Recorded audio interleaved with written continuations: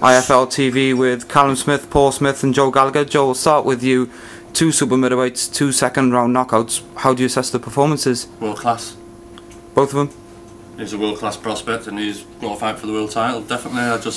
The way they both went about the work tonight, like you say, was absolutely really professional. Paul just went in there, he knew what was on the line, and the way he went about his business and took a good kid out there in 2 rounds. Callum Smith then pressure straight on him against a good strong kid coming into his own back garden, and the way he went about his work. And we've had some great body punches over the years, do you understand, but they'll both be proud of some of them shots that Callum Smith landed tonight. And listen, if it hits them on the chin, then they are seriously in problem up in Quay Street.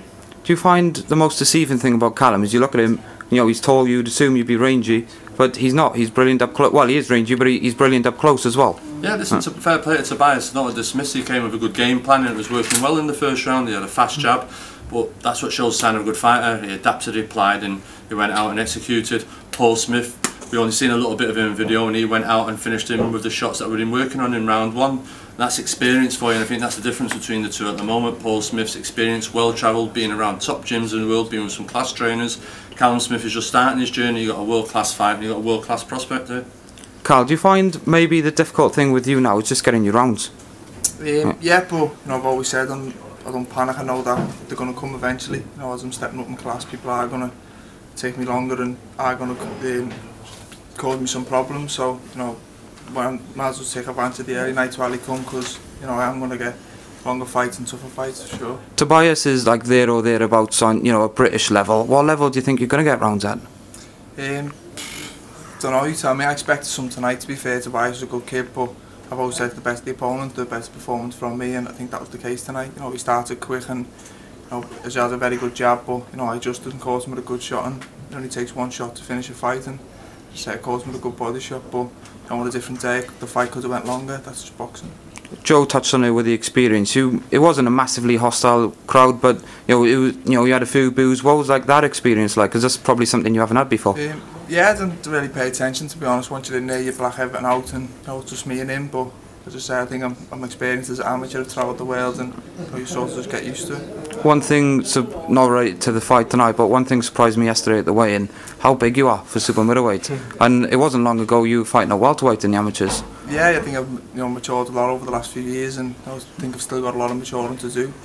You know, people think I struggle at the weight, but I'll do the weight comfortable for the time being, and I think I've got a good couple of years left at super middle, but I'm not denying I will end up a light heavy, and as I say, I'm 6'3", and I've still got to mature and get my man in it. Do you know, like Joe touched on it, you're showing all the signs that you're a world-class prospect, but you've got all the time in the world, you know, to take your time and move up those levels. What rate of progression do you want to go at? Whatever's best. You know, I've got a great trainer and manager, and you know, I'm with Matchroom, I believe are the best in the business, and you know, they pick the fight, I just do the fighting, and you know, they'll see what route they want to go with me and what fights, and they can apply me with the right fight at the right time, and you know, I'll just get in and do my job. I think it was two rounds average per fight. 2 rounds a fight, yeah. In that time, you're showing that you're one of Britain's best finishers. Yeah, I was laughing. Both to the head and body. Yeah, I think every time I've knocked someone down, they haven't seen the end of the round, so I'll be at the sign of it. Check you. He's been down to say that for a long time, hasn't he? He's had that sitting in my house talking, and he's had that little stuff in his head for ages. So I think my finishing's improving, and as I say, if I hit someone, I'm always confident I can get rid of them, and I've showed that so far in my career. Definitely. Paul, tonight David Sarabia. It was a bit of an awkward one for you because you got this world title shot, coming, but you can't afford just to wait on your ranking and be inactive. No, I can't. I've got to be active, and listen, you'll get a few people saying the kid wasn't much. The kid's a decent kid. He went 8 rounds with Tyrone Zieg or however you pronounce it, in Germany on a German Salon bill recently. And I watched that the other day, and he went bad, and he gave Zieg 1 or 2 problems, but that's the distance. Kids like that who keep coming forward and come to fight. That's what I was happy with. He come to fight. He didn't want to just survive. I would have been happy with 8 rounds tonight. I would have been happy with the first round. I've said that before. There's no pressure on me apart from just coming through it unscathed and trying to just keep my hands okay because I know what's coming in the autumn. But I need to be out fighting. I'm sparring all the time, I'm training all the time, I'm learning all the time. You ask anyone who watched that fight and watched me fighting, the fight before I went to Joe Gallagher, where I've improved a lot. There's no one that disagree with that. I've improved a lot as a fighter. I'm improving my age. age. I'm learning all the time with John Key. I'm in the gym all the time. I'm sparring with Callum all the time.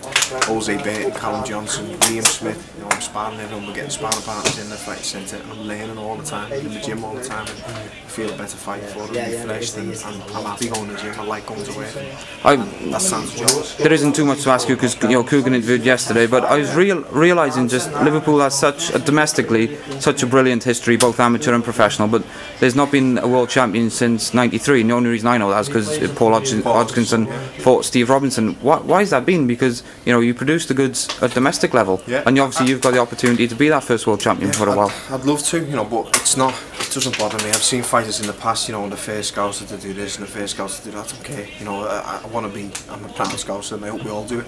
I don't want all the pie. I just want a bit of the cream, as everyone else says. And that's what I want for all the other lads. I'd love nothing more to see the likes of Bellew and all the young kids coming through, Stark, Callum, all the prospects in the city. Pricey. I'd love nothing more to see them win titles, but I want to win a world title as well. And you're right, we have had the drought. Paul Hodgkinson was the last bona fide world champion. In the top 4 of the big titles, no one's won one of them since Occo, and what a great name to follow. I remember sitting up watching Paul Hodgkinson when I was like 8 or 9 years of age with my dad, and there's red Mexican headbands and the Liverpool shorts, and I loved it, and I'd love to be on the same list as that.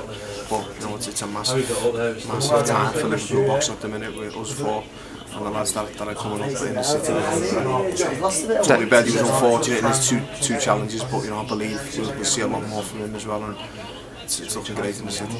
Looking at, we all know the news. You're in talks with Abraham. When do you expect it to be announcement and the fight to be made next week? I just wanted to get this fight out the way, but I've been talking constantly with Eddie, Sal and everything else. Everything's more or less set in place. We just need to.